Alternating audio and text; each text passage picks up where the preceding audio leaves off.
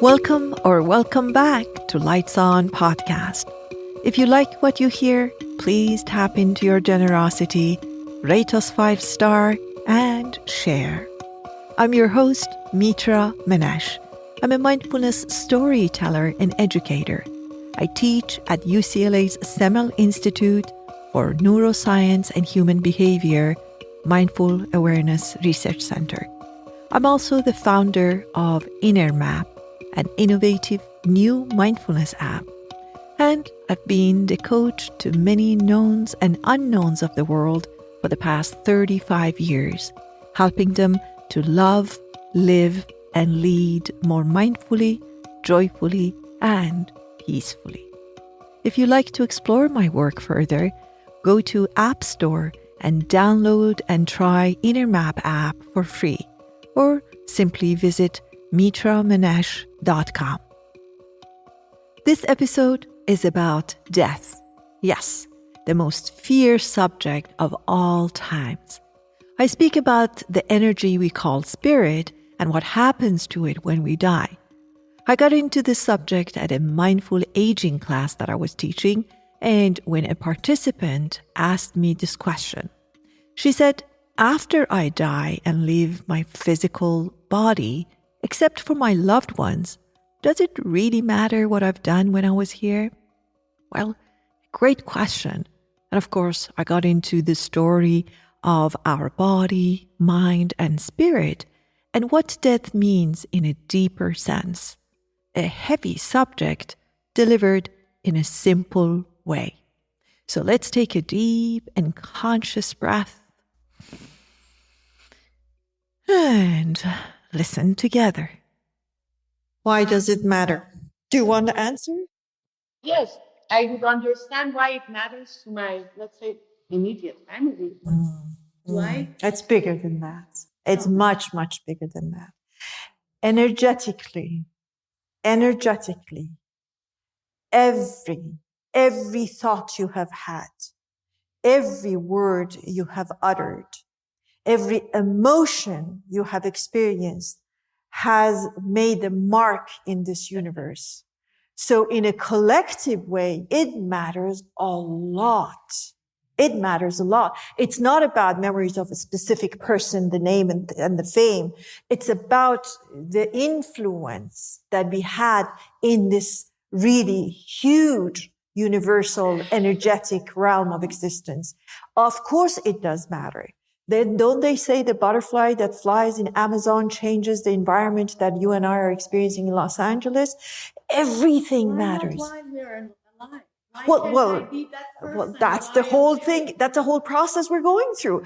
I want you to understand how important it is so that you know that every thought you're having, even those things that we don't say, a lot of judgment we do is just through our eyes. Somebody enters and we just go like that, and that's enough. There's energy exchanged. That has made a mark. So we become self-responsible for every thought, every emotion, every word that we utter and we experience and we exchange.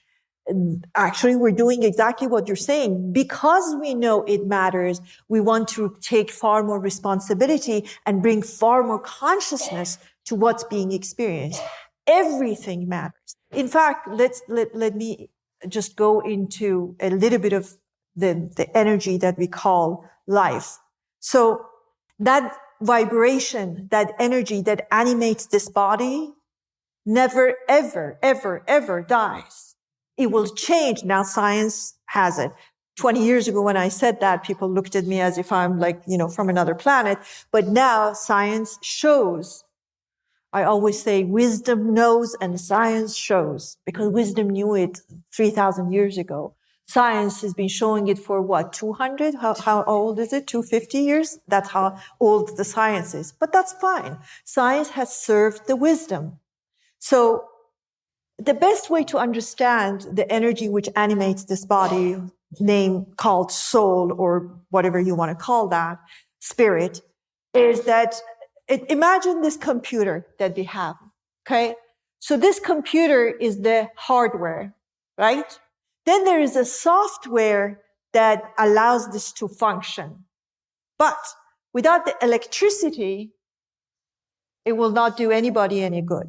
So the hardware, the laptop, the computer is the body. The software, the program is the mind. The electricity is what we call life, soul, spirit. Without the electricity, nothing can go on, right?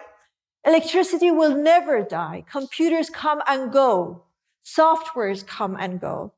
But electricity is always there.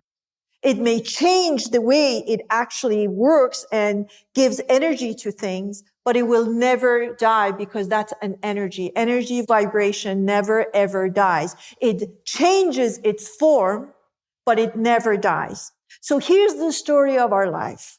We have the laptop, we have the software, and then we have the electricity.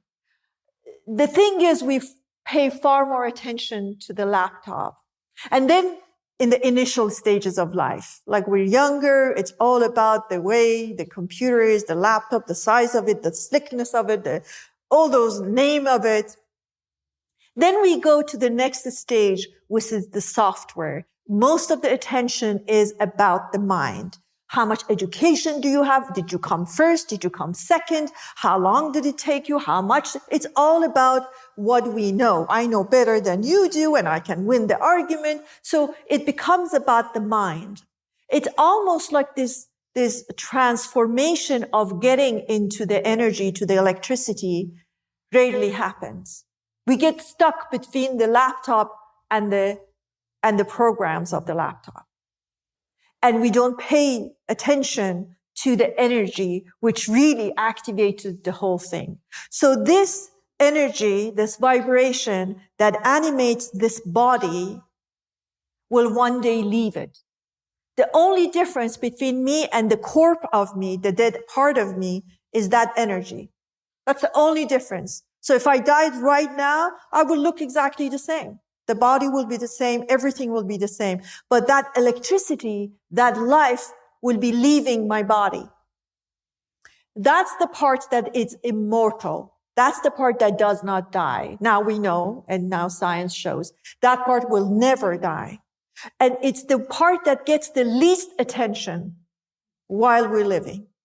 I care so much about the way I look. I care so much the way I intellectually work with this mind of mine. In fact, I'm obsessed with my mind, but it's very little attention. So when you say, why does it matter? Because the electricity has a memory of everything you have ever done and ever wanted to do.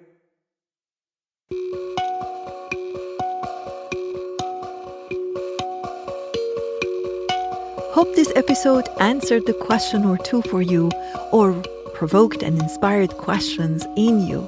I'm so grateful you showed up and listened up. Until the next time, be well and stay curious.